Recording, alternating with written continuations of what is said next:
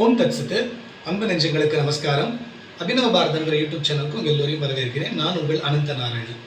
இன்னைக்கு சம்ஸ்கிருதத்தில் இருக்கக்கூடியதான ஒரு நீதி ஸ்லோகத்தை பார்க்கலாம். அதிலிருந்து வாழ்க்கைக்கு முக்கியமான சில நல்ல விஷயங்களை நம்ம தெரிஞ்சுக்கலாம்.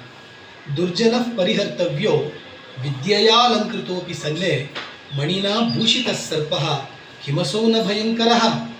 அதாவது துர்ஜன பரிஹர்த்தவ்யா, என்னைக்குமே துர்ஜனஹா கெட்டவர்களை நாம் ஒதுக்கித்தான் வைக்கணும். ஒருவேளை அவர்கள் நல்ல படித்தவர்கள், பெரிய செல்வந்தர்கள் அப்படின்னு சொன்னால் அவர்களை ஏற்றுக்கலாமா அப்படின்னா, வித்யா அலங்கிருத்தோபி சன்னு, அவர்களுக்கு நல்ல கல்வி இருக்கட்டும், நிறைய பணம் இருக்கட்டும், பெரிய குடியில் பிறந்தவர்களாக இருக்கட்டும், எப்படி இருந்தாலும் அவர்கள் சுபாவம் நல்லா இல்லை அப்படின்னு சொன்னால் கண்டிப்பாக அவர்களை ஒதுக்கித்தான் வைக்கணும். இதுக்கு ஏதாவது ஒரு உதாரணம் இருக்குமே கண்டிப்பாக. ஸ்லோகத்தில் சொன்னால் பெரியவர்கள் உதாரணத்தோடு தானே சொல்லுவா அப்படின்னா, 2வது வரியில் ரொம்ப அழகாக சொல்லியிருக்கா.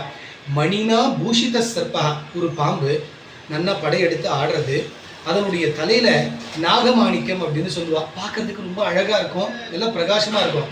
அந்த நாகமாணிக்கத்தை தலையில வச்சுட்டு இருக்கிற பாம்பு அப்படின்ட்டு நம்ம போய் அதை கொண்டாடி அதை ஆத்துக்குள்ளேயே வச்சுட்டு அதுக்கு பாலெல்லாம் ஊட்டலாமா? அது முட்டாள்தனம் இல்லையா? அப்போ நாகமாணிக்கத்தோட அலங்காரத்தோட அது இருந்தாலும் கூட பாம்பு பாம்பு தான். அது என்னைக்கா இருந்தாலும் அது நமக்கு அதனுடைய சுபாவத்தை காணிக்கத்தான் செய்யும். அதனால கிமசோன பயங்கரஹா, அப்படி இருக்கக்கூடிய பாம்பு பயங்கரமா இருக்காதான்னு? அது என்ன சாதாரணமா அப்படியே சாதுவாவா இருக்கும்?